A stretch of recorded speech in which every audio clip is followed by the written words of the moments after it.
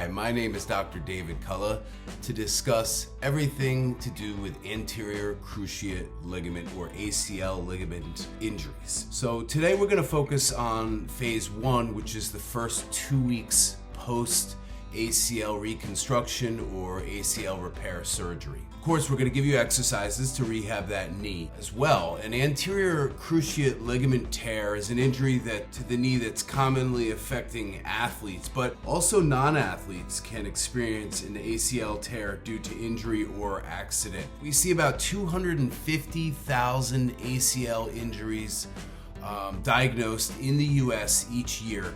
It's estimated that there are about 100 to 200,000 ruptures of the ACL, and that of course would require surgery, especially if you're an athlete and you want to get back to that level of athleticism and play the sport again. We see about 100,000 ACL reconstructions performed per year in the US.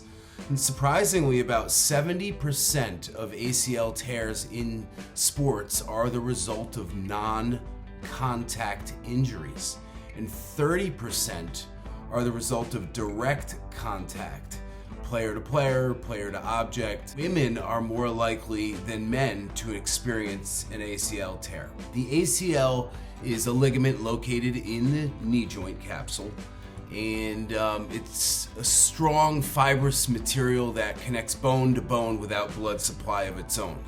It works to control excessive motion by limiting the mobility of a joint, of any joint.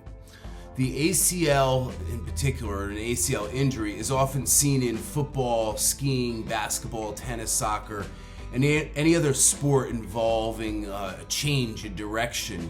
Running. We see ACL tears in sports that require a quick change of acceleration to deceleration, forward to backward, whereas a sport that require quick sudden side movements would more likely see in a medial collateral ligament or a lateral collateral ligament injury. Now, the ACL is the main restriction to forward motion of the tibia or shin bone. In other words, it stops the tibia from sliding too far forward, or when the foot is planted, the femur, the top leg bone above the knee, from sliding back. Now, the ACL contributes to not only stabilization of the angle of the knee, but also rotation of the knee joint. It anatomically crosses with another ligament in the knee, the posterior cruciate ligament called the PCL. Early rehab post-ACL reconstruction is generally defined as the first 2 weeks after the surgery, and that's why I did this video, because this is important. It's important the first 2 weeks to meet these goals. Number one, minimizing pain and swelling post-operatively. So you can do that with ice, non-steroidal anti-inflammatories over the counter, or even better, cold laser therapy, which is what we use here at Synergy Wellness. Also having a relatively normal walking pattern. You want to make sure you're able to do that by the end of 2 weeks post-surgery. And then you also want to make sure you can get full extension in the knee, really straight. This is crucial. One of the main aims of early rehabilitation is to gain full extension of the knee as quickly as possible post-operatively. Not gaining full extension can have some drastic implications later on in the rehab process, so it's important to get that full extension. I tend not to stretch the hamstring too intensely in early stages, as most ACL grafts are taken from strands of the hamstring tendon on the same leg. So this needs some healing time as well. So having around 120 degrees of knee flexion or knee bend is good. And, flexion stretching exercises can hurt, but don't need to be pushed as hard when trying to gain full extension in the first 2 weeks post-operatively. Start to gain some good quadriceps, front thigh muscles, and hamstrings, back thigh muscles. Control, get both muscles firing together. Working towards having some single leg control. Keep in mind, these goals are for a straightforward ACL repair. There may be some different restrictions put in place if the knee has undergone some other procedures such as a meniscal repair along with your ACL repair. The following exercises I'm giving you right now are meant to be for the first 2 weeks post ACL repair rehab, phase 1. I hope these are helpful. Make sure to hit that subscribe button and give us a thumbs up if any of this was helpful to you. Thanks for tuning in. Lie down on your back with your legs straight out in front of you. Make clockwise circles with your ankles, then change direction to make anti-clockwise circles.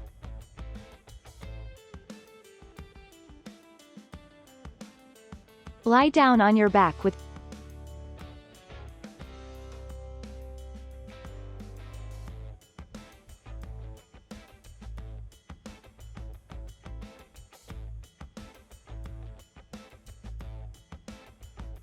Lie on your back with your legs straight. Clench your buttocks together and hold this position. Relax and then repeat.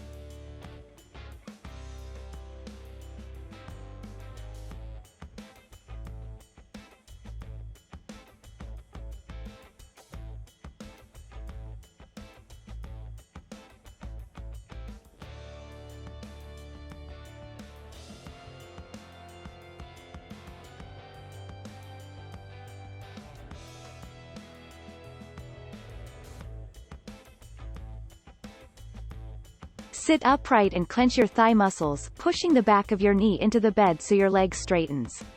Relax and repeat. Lie on your back with your legs straight.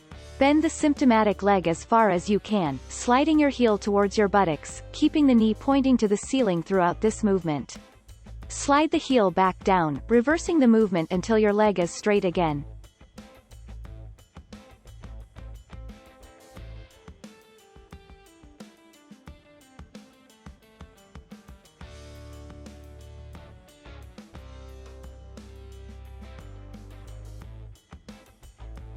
Lie on your back with your affected leg straight and the other leg bent for stability.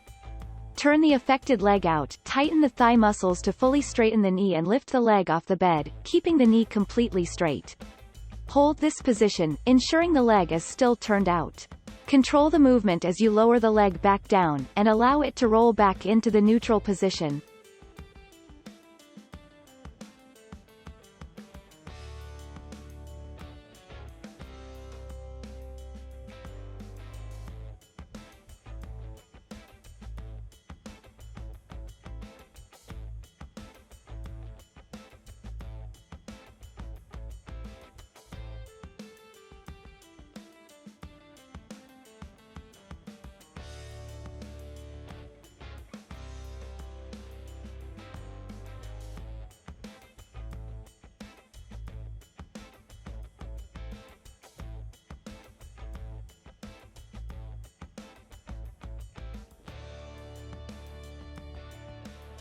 Lie on your back. Bend both knees and place your feet flat on the bed. Lift your buttocks from the bed. Place your buttocks back on the bed. Repeat this exercise and remember to continue to breathe properly.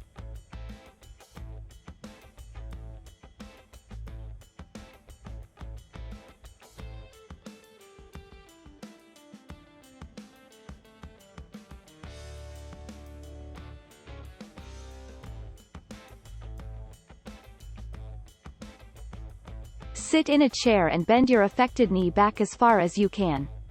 Place the ankle of your good leg over the front of your affected leg and use it to bend your knee back further. Hold this position.